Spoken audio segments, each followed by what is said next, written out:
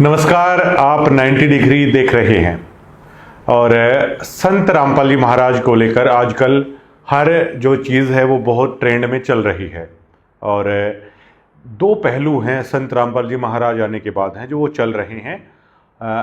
अगर आप आम लोग हैं, अगर आप इस पंथ से नहीं जुड़े हुए हैं तो सरल भाषा में आपको समझा देता हूँ। कुछ लोग ऐसे हैं जिन्होंने महाराज जी का नाम नहीं ले रखा है और वो राजनीतिक हस्तियां हैं और आश्रम में संत रामपाल जी महाराज से वो मिलकर आ रही हैं और उनके वीडियोस है वो वायरल किए जा रहे हैं आश्रम की तरफ से ही। बहुत अच्छा लग रहा है, खुद आश्रम उन चीज़ों को वायरल कर रहा है और जो संत रामपाल जी महाराज के बीच का संवाद है और उन लोगों के बीच का जो संवाद है उसे दिखाया जा रहा है। बहुत अच्छा लग रहा है, ऐसा लग रहा है कि कितनी सरलता से सभी चीज़ें हो रही हैं। लेकिन इस सिक्के का दूसरा पहलू भी ये है कि दूसरी तरफ ज्वालामुखी की तरह जो धनाना जो आश्रम है वो धधक रहा है। संत रामपाल जी महाराज के बाहर आने के बाद दूसरा पहलू जो चल रहा है वो ये है कि जिन्होंने संत रामपाल जी महाराज का नाम ले रखा है उन्हें आश्रम से धक्के मारकर बाहर निकाला जा रहा है। तो मन में बड़ा सवाल खड़ा होता है कि जिन्होंने नाम नहीं ले रखा है, जो विकारी हैं, और बहुत सारी चीज़ों में संत रामपाल जी महाराज ने एक डेफिनेशन दी है कि काफिर व्यक्ति किन्हें कहा जाता है। तो कई सारे लोग मैंने ऐसे भी वहाँ पर देखे हैं जो उस डेफिनेशन के तहत आते हैं और उनकी संत रामपाल जी महाराज से स्पेशल मुलाकात करवाई जा रही है। और दूसरी तरफ जो निर्विकारी हंस हैं, संत रामपाल जी महाराज के शिष्य हैं, उन्हें धक्के मारकर आश्रम से बाहर निकाला जा रहा है। उनको मानसिक रूप से टॉर्चर किया जा रहा है, प्रताड़ित किया जा रहा है। लेकिन उन चीज़ों को सतलोक आश्रम पब्लिक के सामने नहीं दिखा रहा है जो ज्वालामुखी ये फटने से पहले धधक रहा है।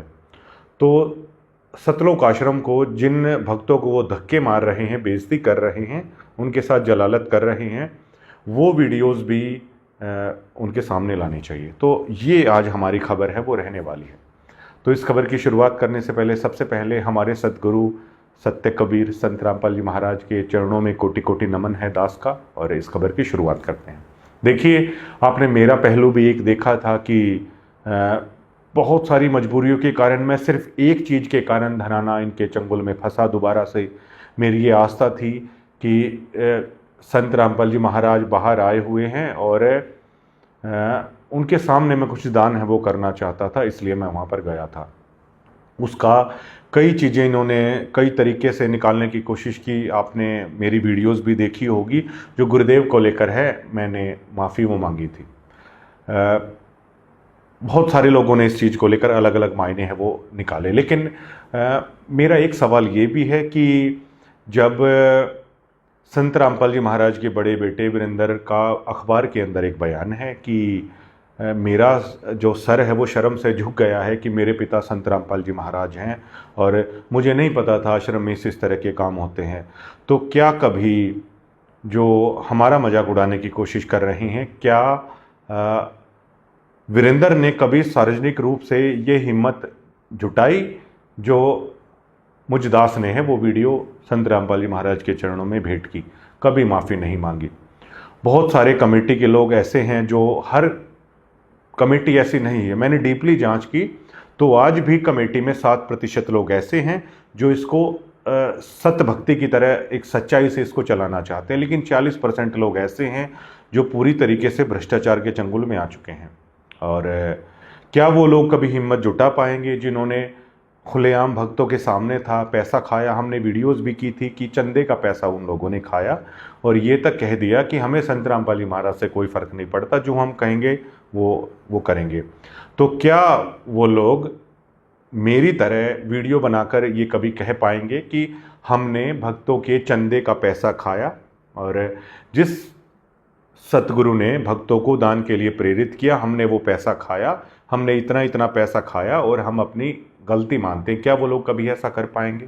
और क्या वो लोग कभी हमारी तरह वीडियो बनाकर माफ़ी मांग पाएंगे कि हमने सतगुरु महाराज के हंसों को राजनीति में बेच दिया, उनकी सारी भक्ति है ख़त्म करवा दी? क्या वो कभी वीडियो बनाकर ये माफ़ी मांग पाएंगे कि हमने अरविंद शर्मा की रैली को भरने के लिए सतपुरुष के भक्तों को वहाँ पर झोंक दिया। क्या कभी वो लोग इस चीज़ की वीडियो बनाकर माफ़ी मांगेंगे कि अवधेश कबीर की रैली को हमने सिरसा में भरने के लिए भक्ति से हटाकर भक्तों को राजनीति रैलियों में बेच दिया? क्या ये लोग कभी इस चीज़ की माफ़ी मांगेंगे कि धनखड़ साहब के जन्मदिन था उनके परिवार में किसी का, तो वहाँ पर जाकर हमने किस तरीके से भक्तों को बेच दिया? मेरे पास भी फ़ोन आया था और मुझे बहुत हंसी आई थी कि हमारा तो स्पेशल निमंत्रण आया हुआ है, महाराज जी का नियम है, तो हम तो नहीं गए फिर भी। तो बहुत सारी चीज़ें आई। और क्या ये लोग जिन्होंने महाराज जी ने अपनी एक ऑडियो में बताया है कि वो कोऑर्डिनेटर भगत कहलाने के लायक भी नहीं है, जो कितनी घटिया हरकत करते हैं, क्या वो लोग कभी वीडियो बनाकर इस चीज़ की माफ़ी मांगेंगे कि हमने ऐसा ऐसा किया और हम संत रामपाल जी महाराज से माफ़ी है वो मांगते हैं? लेकिन मैंने उस चीज़ की माफ़ी मांगी और शायद ये बहुत हज़ारों साल तक ये ज्ञान चलेगा और भक्तों को भी इस चीज़ से सीख मिलेगी कि अगर आप भटक जाते हो तो ये पिछली पीढ़ी का समय है। किसी चीज़ को लेकर आपके मन में दोष आ जाता है तो आप अपने गुरु से सरेआम माफ़ी मांग सकते हो, वो बड़े दयालु हैं, माफ़ करते हैं। ये एक उदाहरण के तौर पर भी। और हमारे सदगुरु सत्य कबीर संत रामपाल जी महाराज ने अपना सारा परिचय हमें करवा दिया था, उसके बावजूद भी मेरे मन में ये दोष आ गया था केवल इन लोगों के सानिध्य में रहने से। उस धनाना आश्रम के कुएं के अंदर मैं गिरने चला गया। परमात्मा ने, संत रामपाल जी महाराज ने ऐसा थप्पड़ मुझे लगाया कि शायद मैं ज़िंदगी भर नहीं भूलूंगा। और जब भी मैं परमात्मा को अपने घर के दरबार साहिब में दंडवत करता हूँ, जब तक पूरी ज़िंदगी मैंने इस चीज़ को धार लिया है कि जब भी दंडवत प्रणाम करूंगा तो नाक रगड़ कर है वो सदगुरु से हमेशा माफ़ी मांगता रहूंगा जो मेरे मन में दोष आया। लेकिन अब आप इस चीज़ को समझिए, मेरे मन में दोष अगर लास्ट टाइम पर आ जाता तो क्या होता? मेरे मन में दोष आना ही था। कुछ एटीट्यूड, अहंकार संत जी ने मेरा ख़त्म किया, जो अंदर था उस जहर को भी निकाला। और इसके थ्रू परमात्मा ने एक लीला भी करनी थी कि आश्रम कमेटी है अब किस किस तरीके के ढोंग प्रपंच है वो रचने वाली है, ताकि और सत्सेवकों के लिए वो एक उदाहरण के तौर पर है वो बने। मैं पूरी तरीके से परिचित था कि संत रामपाल जी महाराज ने ही कह रखा है कि दर्शनों के चक्कर में कुछ नहीं रखा है, जो भक्ति उन्होंने दे रखी है उसको करने से लाभ होगा। ये सारी चीज़ें भी पता थी। कुछ परिवार के लोगों के उसमें भी आके मैं वहाँ पर चला गया था।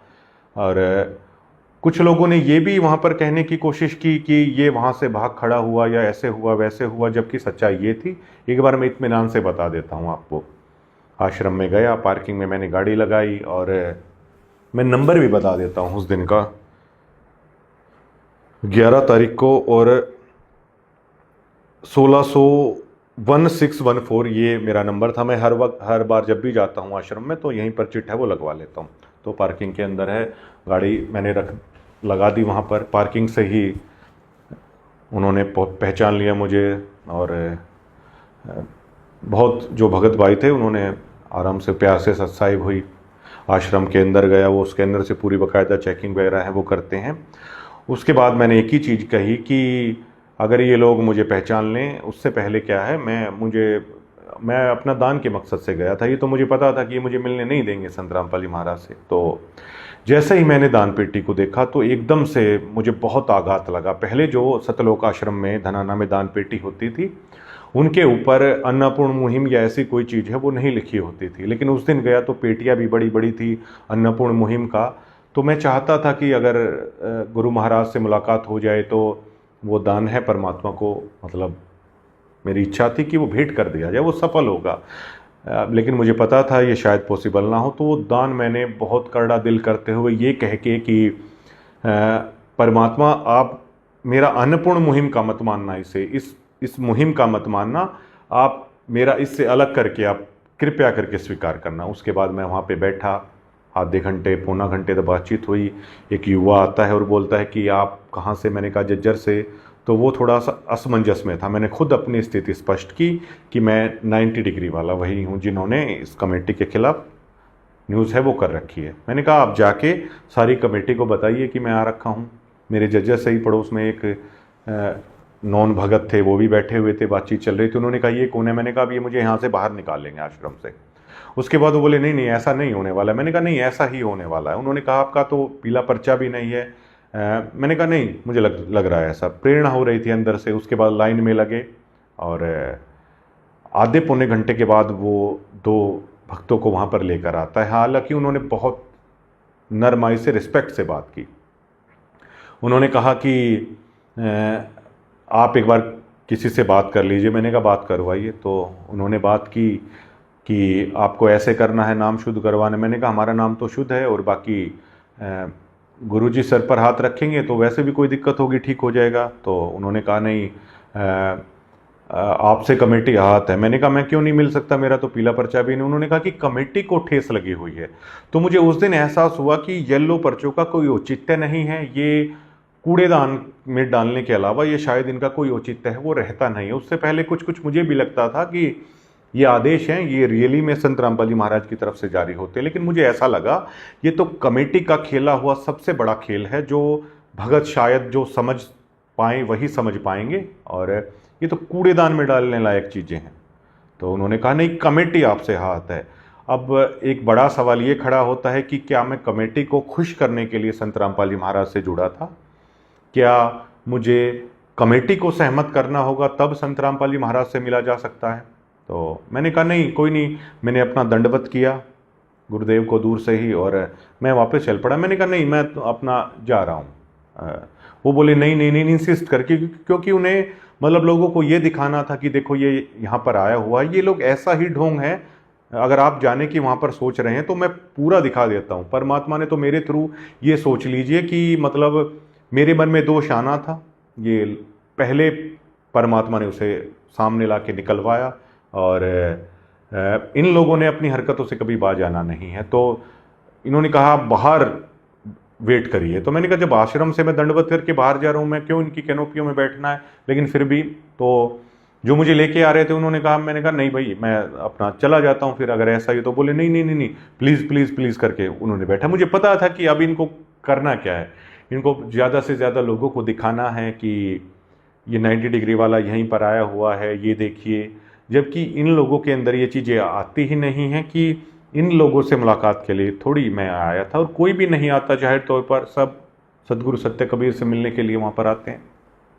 तो वहाँ पर सिंहपुरे वाले भगत जी थे, उन्होंने भी बड़े अच्छे से बात की।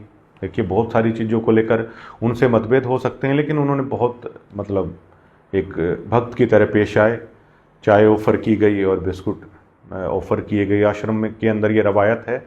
उसके बाद चाय मैंने पी ली और उन्होंने आधे घंटे का कहा था, ऐसे ही शायद 1.25 या 1.5 घंटा वहाँ पर हो गया। तो जो उन लोगों की नज़रें थी वो नज़रें ऐसी थी कि मतलब थोड़ा थोड़ा मतलब मन में आता है ना, मतलब लुफ्त उठाने की, इस टाइप की। और कुछ ऐसे सजा दी जा रही थी कि मतलब आपने ऐसा किया है तो आपको ऐसा करना होगा। फिर मुझे किसी नॉन के पास जाना था, तो मैं अपना पार्किंग से गाड़ी लेके किसी नॉन के पास वहाँ पर चला गया, धनाना और आसपास। तो उसके बाद इन लोगों का फ़ोन आता है और फ़ोन पे इन्होंने कंडीशन रखी कि आपको कोऑर्डिनेटर के थ्रू आना पड़ेगा। मैंने कहा मैं कोऑर्डिनेटर वगैरह के थ्रू, मैं किसी के थ्रू नहीं आऊँगा। उन्होंने बोला कि आप क्या कर सकते हो? मैंने कहा अगर आप लोगों को कुछ, मैंने यहाँ तक उन लोगों को कह दिया था कि आप मुझे झूठा ये बोल दीजिए कि संत रामपाल जी महाराज ने कहा है कि आप गेट से नाक रगड़ के और आश्रम के अंदर तक आइए जहाँ पर गुरुजी आशीर्वाद दे रहे हैं। मैंने कहा मैं वो भी करने को तैयार हूँ। लेकिन ये लोग इतने अहंकारी जीव हैं कि उस बात पर ये एग्री नहीं हुए, बल्कि ये क्या कहना चाहते थे मैं कोई वीडियो बनाऊं। उस टाइम तो मैंने सदगुरु को लेकर कुछ कहा भी नहीं था, मेरे मन में कोई दोष भी नहीं था। लेकिन फिर सुनील लाठर का अपना अहंकार था, उसके अपने जज्बात थे कुछ। इन लोगों ने कोशिश करी, बहुत सारी कमेटी के लोग, मतलब मुझे ऐसा लग रहा था 90% सभी लोग इस चीज़ को मानने को तैयार थे कि चलो कुछ भी अगर इसने कर रखा है, ये परमात्मा से, गुरु से आशीर्वाद लेने के लिए आया है, इसको क्यों रोकना है। लेकिन उसी बीच सुनील लाठर का अहंकार है वो आ जाता है बीच में। अब हमारा जो गिरावड़ में जो विवाद उपजा था वो सुनील लाठर से ही उपजा था यहाँ भी। हालांकि मेरे मन में कोई दोष नहीं है सुनील के प्रति भी। तो सुनील लाठर ने यहाँ भी वो अकड़ दिखाई थी कि झूठ बोलिए। जज्जर के कोऑर्डिनेटर भी वहाँ थे। मैंने बोला झूठ वगैरह नहीं बोला जाएगा, झूठे हो गए आप बोलो झूठ, अब भी बहुत बोलते होंगे। तो उस वक्त भी सुनील लाठर ने ये कहा था, मैं ऐसा कर देते, हम वैसा कर देते। मैंने तब भी कहा था कुछ नहीं होगा भाई, क्या होगा, हम बाहर निकाल देते। मैंने तब भी ये कहा था कि आएगा ही क्यों कोई। और मुझे तो बड़ी मुश्किल से इनके चंगुल से मतलब संत रामपाल जी महाराज ने पहले ही निकाल दिया था। मेरी तो गलती ये थी कि मैं दोबारा से यहाँ पर चला गया, बहुत सारे कारण बने। और आखिरी मेरी जो इन पे फ़ोन पे बातचीत हुई थी, इन्होंने कहा था कि आप ऐसे कर दीजिए। मैंने कहा संत रामपाल जी महाराज मेरा गुरूर हैं और मेरा गुरूर आपसे नहीं टूटेगा। मैं आ गया था अपने घर पे। ये जो लोग कह रहे हैं भाग खड़ा हुआ, मैं रात तक शायद 10 या 10:30 बजे तक, मेरे पास वो वीडियो भी हैं, 10 साढ़े 10 बजे तक मैं धनाना आश्रम के बाहर था। और इन्होंने कहा बहुत ये मौका है, बेहतरीन मौका है। मैंने कहा संत रामपाल जी महाराज मेरा गुरूर हैं और हमारे साथ तो हमारे घर के अंदर ही परमात्मा। मेरी गलती ये हो गई कि परमात्मा हमारे घर में मौजूद है और मैं परमात्मा को छोड़कर उस कुएं में ढूंढने के लिए चला गया, जिसे धनाना को संत रामपाल जी महाराज ने कुएं की संज्ञा दी है कि वो कुआं है जहाँ पर केवल डूबा जा सकता है। और उस कुएं के अंदर ये कमेटी रूप में मेंढक हैं और जो कुएं के मेंढक होते हैं वो कुएं से बाहर कभी नहीं देख सकते। तो बहुत जोरदार थप्पड़ मुझे लगाया। कल मैं एक सत्संग सुन रहा था, उसमें संत रामपाल जी महाराज कह रहे हैं कि अगर आप कोई गलती करते हैं और आपको अगर झटका नहीं दे रहा है परमात्मा, तो समझिए आपसे कोई मतलब नहीं रह गया है। अगर आपने गलती की, अगर आपको झटका लगा, तो ये मानिए कि आपसे जुड़ा हुआ है वो। तो मुझे तो बहुत करारा थप्पड़ है परमात्मा ने ये मारा कि निकम्मे आदमी, जब तुझे इस कुएं के मेंढकों से अलग निकाल कर अलग रख दिया था, बाहर जो सच्ची दुनिया है उसमें पहुंचा दिया था, तो क्यों मतलब इस तरीके से मतलब वहाँ पर गया। मैंने 100 बार नाक रगड़ कर परमात्मा से क्षमा मांगी। उसके बाद दोबारा से उसी भक्ति की तरफ संत रामपाल जी महाराज है लेकर आए हैं और कान पकड़ लिया मैंने। ज़िंदगी के अंदर कभी इस कमेटी के ऊपर, अब कुछ मेरे मन में ये था कि सार नाम लेना है, सार शब्द लेना है, तो अगर गुरु महाराज नहीं रहते हैं तो फिर क्या होगा। लेकिन ये चीज़ हमने एहसास नहीं की, शब्द रूप में वो हमेशा साथ हैं। और जैसे वहाँ पर अनंत धुन बजती रहती है तो घर के अंदर है वो वाणी चलती रहती है। तो उस वाणी को सुनते सुनते शायद वहाँ पर 15-15 साल हो गए, उनको ये नहीं एहसास होगा कि सार नाम क्या है, सार शब्द क्या है। जबकि जब वाणी चलती है परमात्मा अवगत करा देते हैं उस चीज़ से कि असली सार शब्द क्या है। और वो तो मिला हुआ है सारी चीज़ें, इतनी ज़रूरत भी नहीं है। और कह रखा है कि पहले वाले से जिसको ले जाना होगा वो तो पहले वाले से भी ले जाएंगे, दूसरे वाले से भी ले जाएंगे। और एक ये लोग क्या कर रहे हैं देखिए, अब एमएलएज वहाँ पर जा रहे हैं, तो संत रामपाल जी महाराज के जो बेटे हैं वो एमएलएज को लेकर जा रहे हैं। ये बहुत चिंता की बात होती है कि संत रामपाल जी महाराज का बेटा एक एमएलए को लेकर जा रहा है। और हद की बात होती है कि 25-25, 30-30 साल हो गए, जिन चीज़ों को छोड़ना था उन्हीं चीज़ों के साथ ये चले जा रहे हैं।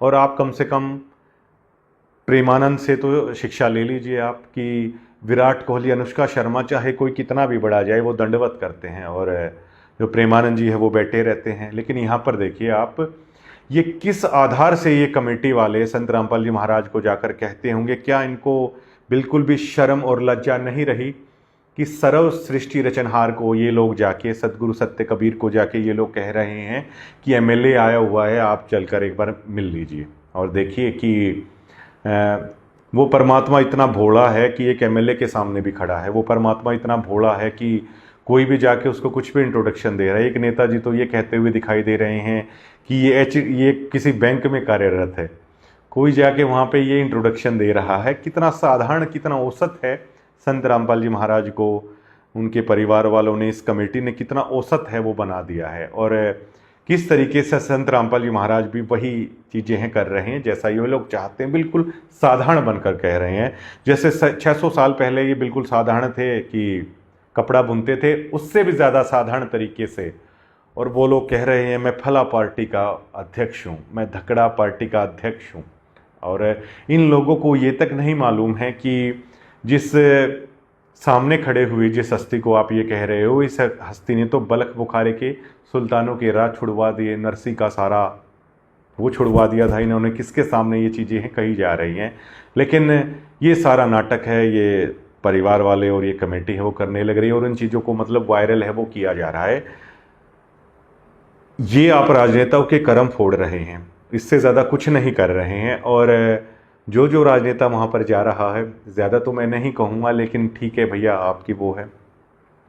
ये इतना अंधा हो चुके हैं ये कमेटी वाले कि इन्हें इतना तक इल्म नहीं है। जब सुपच ऋषि के रूप में त्रेता या द्वापर में थे संत रामपाल जी महाराज, तब श्री कृष्ण जी पांडवों को लेकर गए थे, तो कुछ दूर है उन्होंने अपने रथ को रोक दिया था और पैदल चलकर गए थे, क्योंकि संतों के पास है ना, कुछ कदम पैदल चलकर है जरूर जाना चाहिए, ऐसा कहा जाता है। लेकिन एमएलएज हैं, इनकी गाड़ियां अंदर जा रही हैं और वो वैभव है वो दर्शाया जा रहा है। और एक छोटे से राजनेताओं को भी इस तरीके से बड़ा पेश किया जा रहा है, और परिवार वाले कितना खुश हैं।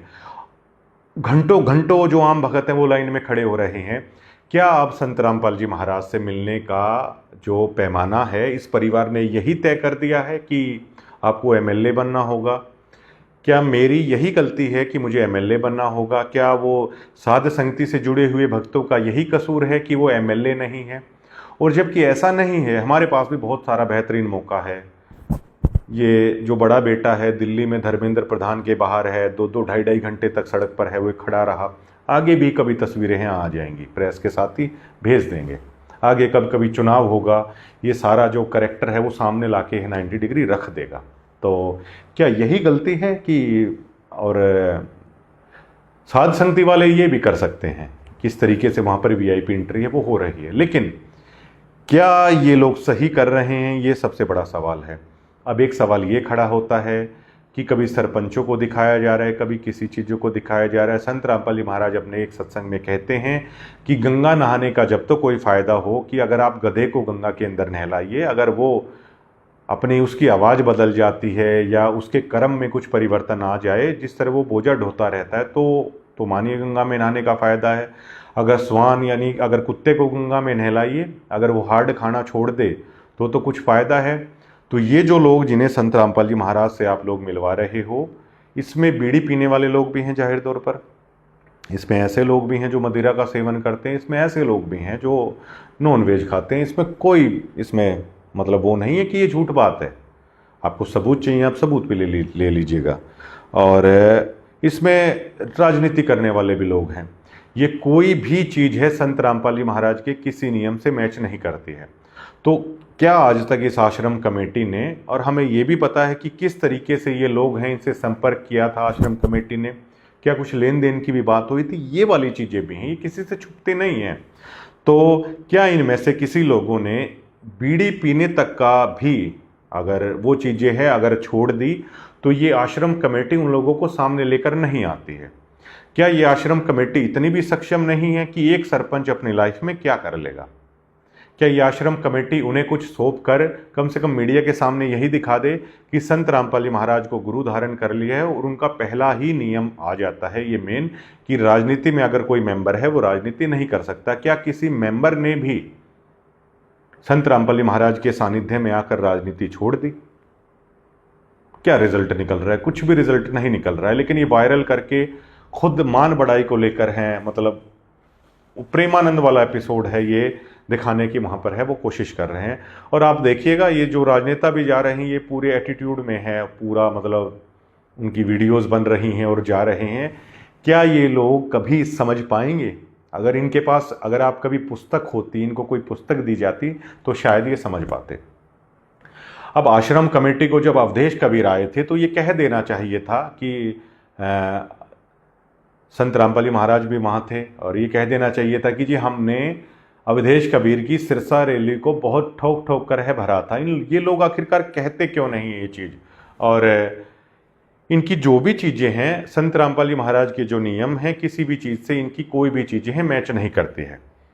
अब एक पीला पर्चा इन्होंने निकाला है, पहले इन्होंने निकाल दिया था कि अगर कोई भी व्यक्ति अगर पवन के संपर्क में है तो उसको निकाल ही दिया जाता है। फिर उसके बाद ये लोग पलटते हैं और उसमें कह देते हैं कि 3 तारीख तक अगर आकर कोई माफ़ी मांग ले।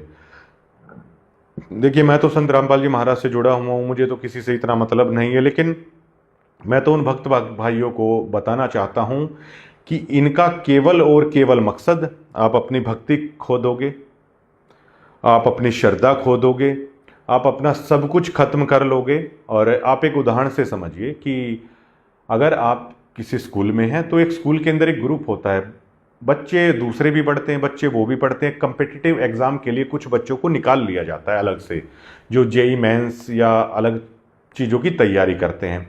और कुछ बच्चे ऐसे होते हैं कि उनके अभिभावकों को भी पता है, उनको खुद भी पता होता है, टीचर्स को भी पता है कि ये औसत दर्जे के हैं, ये केवल पास पास ही होंगे। तो जो कम्पिटिटिव एग्ज़ाम वाले बच्चे हैं उनको उनसे अलग कर लिया जाता है और उनसे उम्मीद की जाती है, उनको अलग से कुछ सिखाया जाता है कि आपको उन बच्चों की तरह नहीं करना। देखिए क्या होता है, जो औसत दर्जे के बच्चे होते हैं तो वो जब खेलने का टाइम होता है, गलत वो भी नहीं है, तो वो खेलते हैं, रिसर्च जिसे बोला जाता है।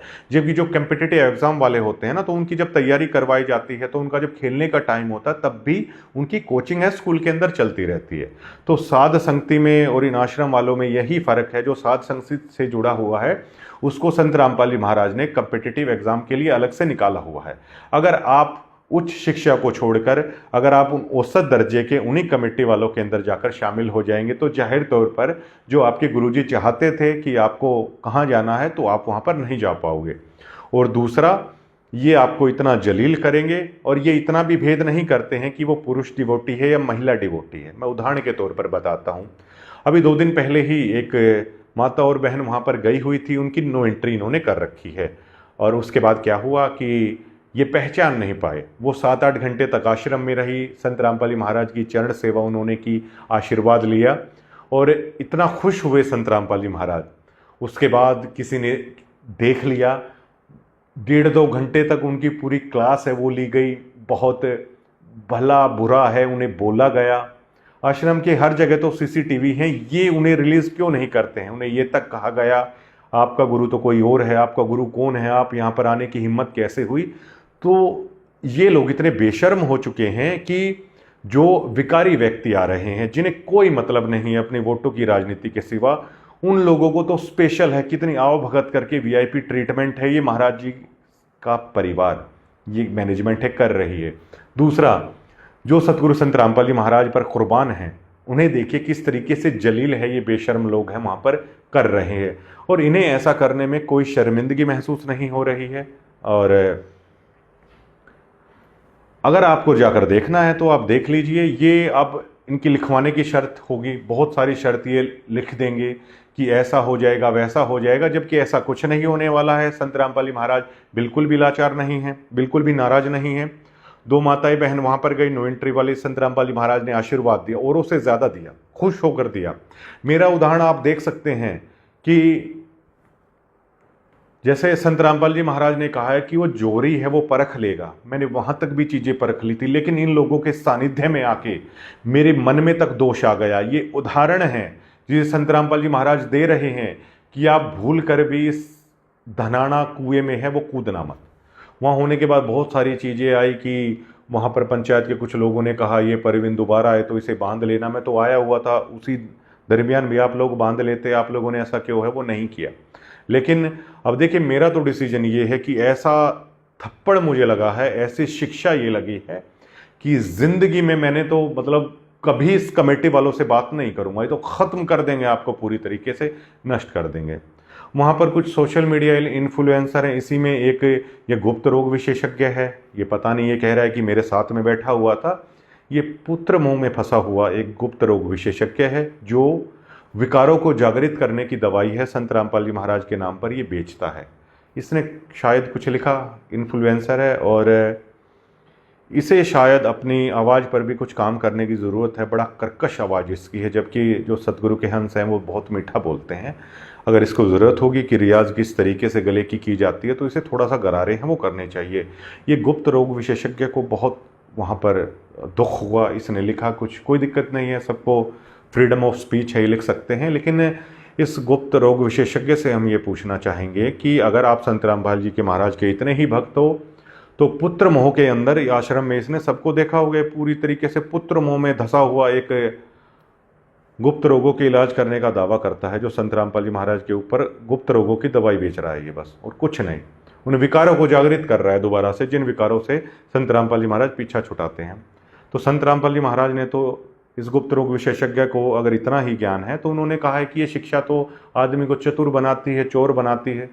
अब इसके पुत्र ने तो नाम ले रखा है, ये खुद ही लिख रखा था इसने कि आशीर्वाद दिया है। अब ये क्यों स्कूल में भेज रहा है? संत रामपाल जी महाराज ने कहा है कि अक्षर ज्ञान होना काफ़ी है, या अभी अक्षर ज्ञान नहीं हुआ है तो 7वीं 8वीं क्लास से अपने बेटे को ड्रॉप आउट करवा ले। और संत रामपाल जी महाराज ने तो कह रखी हैं ये वाली चीज़ें, अगर ये इतना ही भक्त है तो। और देखिए, ये रमेणी के चक्कर में फंसे हुए, विदेशों के चक्कर में फंसे हुए, ये पुत्र मोह में फंसे हुए बहुत सारे लोग वहाँ पर हैं, और क्यों नहीं निकल रहे हैं हमें फ़र्क नहीं पड़ता। देखिए, संत रामपाल जी महाराज के अगर आपको भक्त देखने हैं तो मैं ऐसे भक्तों से आपकी मुलाकात करवा दूंगा। एक पवन, देखिए उसको 10-12 सालों से ये गुरुद्रोही, गुरु गद्दार, गुरुद्रोही, गुरु गद्दार, अनायास ही पता नहीं मतलब किस मिट्टी का वो इंसान बना है, और कितने आरोप उसके ऊपर। जबकि मैंने तो खुद देखा है कि यहाँ पर कमेटी वाले चंदा चोर हैं, किस तरीके से चोरी ये लोग करते हैं, किस तरीके से गुरु के नाम पर बेच दिया राजनीति में इन लोगों ने, किस तरीके से गुरु के मिशन को तहस नहस करने पर ये लोग लगे हुए हैं। आज भी सत सेवकों के साथ ऐसा घिनौना व्यवहार है ये कर रहे हैं। मानवता शर्मसार हो रखी है उस धनाना वाले कुएं वाले आश्रम के अंदर, और इन लोगों के हृदय बिल्कुल भी नहीं पिघल रहे हैं। और जो काफिरों की अलग से मुलाकात है ये लोग करा रहे हैं, और इनको बताने की ज़रूरत नहीं है कि काफिर किने कहा है संत रामपाल जी महाराज ने। और अगर इस बात पर इन्हें कोई दिक्कत है तो मैं स्पेशल ये बना दूंगा, आप ही डिसाइड कर लेना कि उसमें से जो कुछ लोग गए हैं वो काफिर हैं या नहीं हैं। और उन लोगों को ये बहुत स्नेह और बहुत प्यार है वो दे रहे हैं। किस मिट्टी का वो शख्स बना है कि जिसे 12 साल से गुरुद्रोही, गुरु गद्दार, इतनी बार उसे मारा, जेल तक उसे भेज दिया, वो यहाँ पर आता है तब उसके साथ मारपीट की जाती है, और वो संत रामपाल जी महाराज का नाम लेकर आगे ही आगे है वो बढ़ता जा रहा है। इन लोगों ने तो दावा किया था, विकास सिंह पुरिया जी शायद एक वीडियो में कह रहे हैं, या राज कपूर जी एक वीडियो में कह रहे हैं कि उस पवन की हम संत रामपाल जी महाराज से बात करवा देते हैं, जेल में मुलाकात करवा देते हैं, वो आता क्यों नहीं है। देखिए, सारी मीडिया भी अब आएगी। अगर आप में आज इतनी हिम्मत है तो संत रामपाल जी महाराज बाहर हैं, पवन की आप बात करा दीजिए, फ़ोन पे ही बात करा दीजिए, मुलाकात है आप करवा दीजिए, इसमें क्या दिक्कत है। आज लोग क्यों बच रहे हैं?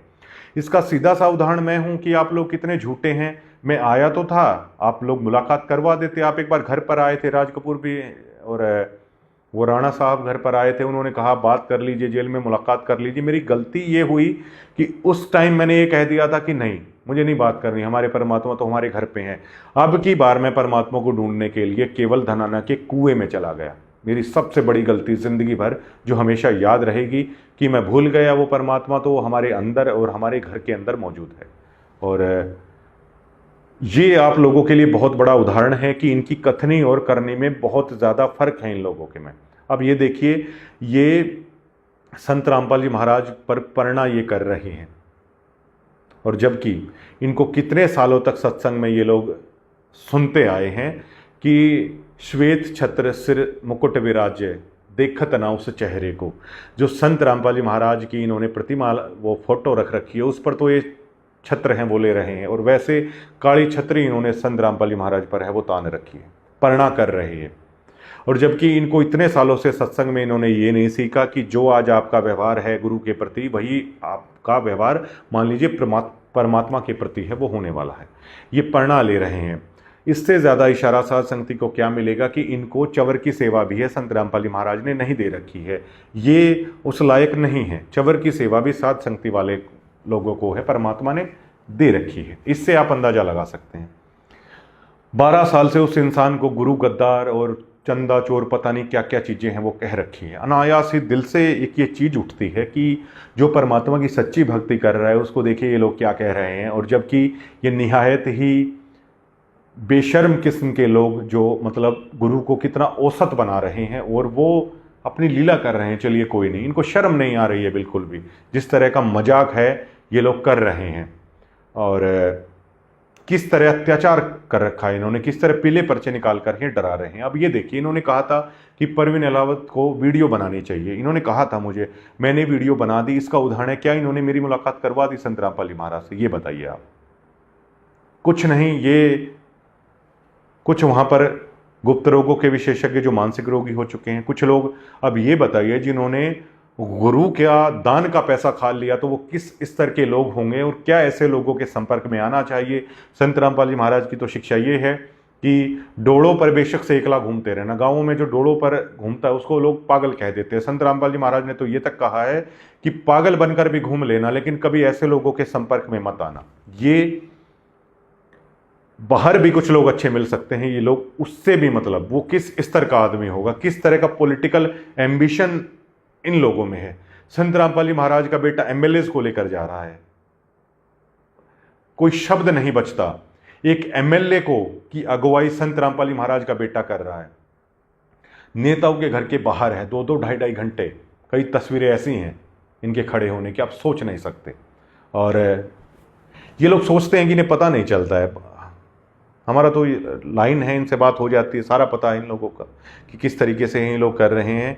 और ये जितना खुद को शक्तिशाली दिखाने की कोशिश करते हैं, जबकि करोथा आश्रम को खुलवाने की सेवा भी संत रामपाल जी महाराज ने है, मुझे तुच्छ दास को है वो दी थी। 12 साल में ये लोगों को ये नहीं पता था कि करोथा आश्रम है वो कैसे शुरू होने वाला है। मैंने इनको पहली बार ये बताया था कि डिग्गल गौशाला से आप संपर्क बढ़ा के और करोथा आश्रम की शुरुआत है आप लोग कर सकते हैं। ये सेवा परमात्मा ने हमें दी, हमें इससे ज़्यादा है वो क्या चाहिए होता है। तो उस पवन को लेकर देखो किस तरह की चीज़ें ये कर रहे हैं। अरे आप मिलवाइए एक कुछ भी है, आप लोगों कुछ भी आप संज्ञा दे दीजिए। संत रामपाल जी महाराज को तो देशद्रोह की संज्ञा है इन लोगों ने दी थी, तो क्या वो हो गए? आप मुलाकात करवाइए पवन की। और आप ये पीले पर्चे क्या दिखा रहे हैं? जैसे आप और लोगों की मुलाकात कराते हैं, वीडियो बनवाइए। क्यों लिखित में माफ़ी मांग के और इस तरीके से आए? क्यों आप बेइज्जती कर रहे हैं, कैनोपी के अंदर बिठा रहे हैं? क्यों आप रास्ते में अड़ रहे हैं? कमेटी वाले कौन होते हैं? दलालों का क्या काम है भक्त और गुरु के बीच में? जो आप दलाली करने की कोशिश कर रहे हैं, जो मेरे साथ आपने करने की कोशिश की, जो और लोगों के साथ करने की कोशिश कर रहे हैं, जो माता बहन गई हुई थी आपने लोगों को साथ करने की कोशिश की।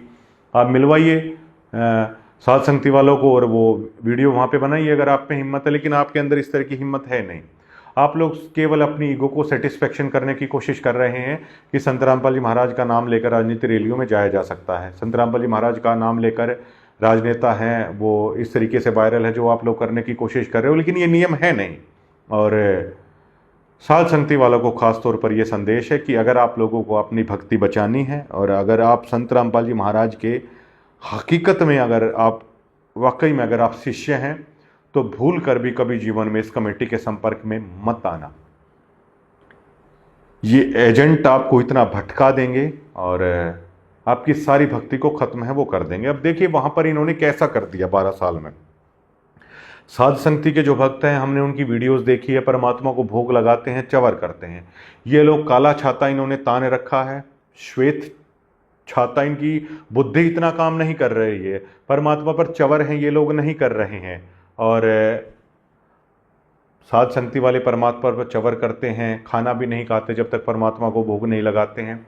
तीनों टाइम की जो आरती है वो कोशिश रहती है कि दरबार साहिब में खड़े होकर करें। अब आश्रम में जाइएगा इन्होंने भक्तों को कैसा कर रखा है, जैसे ही आरती चली उन्मुना सा दंडवत की जाती है, कोई कहीं पर भी है, और फिर सुबह का नित्य नियम 48 मिनट का है, बातचीत आपस में चलती रहती है। ऐसा कर दिया इन्होंने भक्तों का। और जैसे ही वो खत्म हुआ, परमात्मा नूरी शरीर से जैसे आशीर्वाद देते हैं स्क्रीन पर, फिर एक दंडवत कर देते हैं, हो गया इनका नित्य नियम। फिर दोपहर की आ जाती है तभी ऐसा करते हैं, शाम की आ जाती है तभी ऐसा करते हैं। इनकी बुद्धि को इतना क्षीण है वो कर रखा है। कम्पिटिटिव एग्जाम वाले औसत उसमें आकर हैं वो क्या करेंगे। और देखिए वहाँ पर बहुत सारे भगत हैं, मुझे उन्होंने बोला कि आपने बिल्कुल ठीक किया जो कमेटी के साथ किया, ये लोग बिल्कुल वाकई में ऐसे हैं, ये लोग इसी तरह की तानाशाही हैं वो करते हैं। तो जो 2 माई और बहन गई हैं, आप लोग उन्हें जानते भी हैं, आप उनसे बात कर लीजिए किस तरह का टॉर्चर इन्होंने किया और किस तरह मेरे साथ इन्होंने किया। परमात्मा को लेकर भी मन में दोष आ गया था। परमात्मा पाना तो दूर, आप परमात्मा को भूल जाओगे अगर आप इनके सानिध्य में आओगे, भूल कर भी नहीं जाना है। संत रामपाल जी महाराज ने कहा है कि मैं बेशक से कुएं में पड़ा रहूं, कुआं करार दे दिया है इसको। और देखिए कोई कोई हंस होता है, ये तो खोखापुर के काग बहुत होते हैं, कोई कोई हंस होता है। और ये 2 पहलू हैं संत रामपाल जी महाराज को लेकर चले हुए हैं। अब देखिए इन्होंने एक स्टोरी क्या रची थी कि मातड़ी नहर पर संत रामपाल जी महाराज को तो सतलोक भेज दिया, फिर परमात्मा आ गया उनके रूप में। और संत रामपाल जी महाराज ने तो कहा है कि अविनाशी परमात्मा वो है जिसको मारने में कोई सक्षम नहीं है, गीता में लिखा है ये चीज़। अब आश्रम कमेटी की तरफ से ये अविनाशी परमात्मा आ गया, जो इनका गुरु था उसको मारा जा सकता था, मतलब वो मनुष्य था और वो चला गया वहाँ पर, और अविनाशी परमात्मा उनकी जगह पर आ गया। वो पूर्ण परमात्मा वो है। अगर पूर्ण परमात्मा है तो दो बंदूकधारी भाई आपके पास क्यों है? संत रामपाल जी महाराज ने तो कहा है कि मनुष्य के मारने से मैं नहीं मरने वाला है। जब आपका गुरु ये कह रहा है कि मनुष्य के मारने से है मैं नहीं मरूंगा, तो आपने बंदूकधारी संत रामपाल जी महाराज के साथ हैं वो क्यों कर रखे हैं? आपकी खुद की कथनी और करनी में फर्क है। मतलब गुरु के कहने के बाद भी आज आपको लगता है कि शरीर को चोट है वो पहुंचाई जा सकती है, कोई खतरा है, कोई हमला करके मार सकता है, तभी तो आपने बंदूकधारी गनमैन है उनके साथ है वो खड़े कर रखे हैं, और बंदूक भी इतनी बड़ी बड़ी मतलब वो वाले आपने खड़ी कर रखी है। तो आपने तो उनको ना तो कभी परमात्मा माना, ना आपने उनको गुरु माना। और आप ये बता दीजिए आश्रम कमेटी कि संत रामपाल जी महाराज आपकी रक्षा करते हैं या आप संत रामपाल जी महाराज की रक्षा है वो करते हैं? ये पीला पर्चा निकालने वाले होते कौन है? सतलोक आश्रम की कमेटी पहले ये डिसाइड करके बता दे कि वो संत रामपाल जी महाराज की सिक्योरिटी करते हैं, रक्षा करते हैं, या संत रामपाल जी महाराज है वो इनकी रक्षा है करते हैं। अब कई चीज़ें हो जाती हैं, जैसे अब जो ये वाली भक्ति है 5 दीपक की जो आरती है कि पाती पंच पहुप कर पूजा देव निरंजन और ना दूजा, कि संत रामपाल जी महाराज की आरती उतारिए, कोई और निरंजन बिना जन्मा है ही नहीं। अब साध संगति वाले तो इस स्तर पर आ चुके हैं, ये लोग आज भी इस स्तर पर हैं कि गुरु को कोई नुकसान ना पहुंचा दे, बंदूक वालों को रखो। आज भी ये उस चीज़ में है कि एमएलए आया हुआ है। अब ये बताइए कि ये क्या ये चीज़ भी चलती होगी इनकी संत रामपाल जी महाराज के साथ कि गुरुजी जो परवीन है उनको हमने आश्रम से भगा दिया, 2 माई आपसे अभी चरण सेवा करके गई थी, आशीर्वाद आपसे लेके गई, हमने 2 घंटे तक खूब बुरा भला उन्होंने बोला, घंटी लगाई है उनकी, आश्रम की गेट के बाहर नाक रगड़ रगड़ कर लोग जा रहे हैं, उनकी हमने घंटी लगाई है। और संत रामपाल जी महाराज ये बोले बहुत अच्छा किया, उन नीच और दुष्टों के साथ बहुत अच्छा किया आप लोगों ने, भगाओ उनको, एमएलए आ रहे हैं अपने पास तो उनकी हमें ज़रूरत ही नहीं है, परवीन की क्या ज़रूरत है, वो बेशक से मेरा शिष्य हो, भगाओ उसको, वो तो नीच है, जो वो गए उनको भी भगाओ, पवन को भी भगा दो, और जो साध संगति से जुड़े हुए लोग हैं ना उनको भी भगा दो, दुष्ट और नीच है।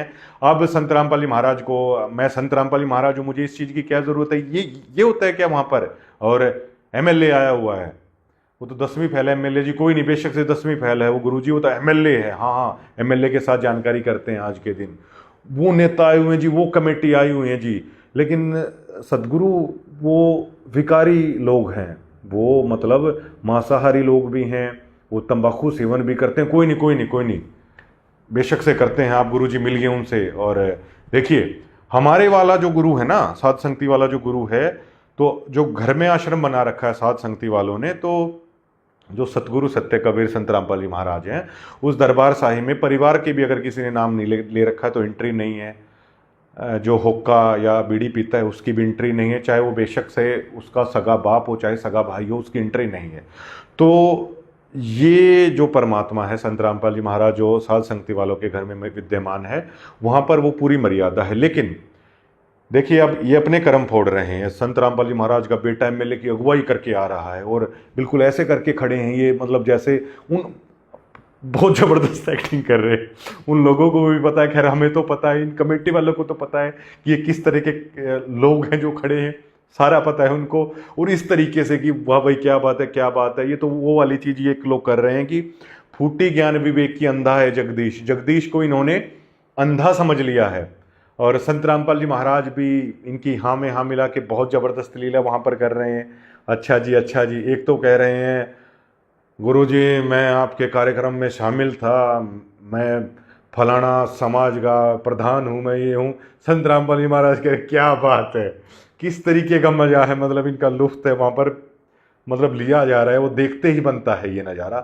तो हमारे माध्यम से तो संत रामपाल जी महाराज एक मैं उदाहरण हूँ कि आप मजा लीजिए, लुत्फ लीजिए। जो नाटक है इस आश्रम कंपनी ने जो चला रखा है और ये कॉरपोरेट की तरह रन कर रहे हैं, इनका कभी नाम खंड नहीं होता। इसमें लोग वो कोऑर्डिनेटर भी हैं जो कभी किसी टाइम पर प्लाटो के अंदर फेंक आए थे सारी जो पूजा सामग्री है, और ये नहीं बताते कि हमने नाम ले रखा है। तरह तरह के आरोप हैं इन लोगों पर, चंदा चोरी के भी, तो भी ये लोग वहीं हैं। ये ऊपर से नीचे तक कॉरपोरेट की तरह है। अब कौन किसको हटाए, कौन किसकी पोल खोले, ये बताने के बावजूद भी इन्होंने सिस्टम में चेंज नहीं कर रखा। यहाँ पर तो वो असली सत्य कबीर मौजूद है साध संगति के पास, तो जिसे संत रामपाल महाराज कहा जाता है। समझ गए होंगे जो समझदार है वो तो।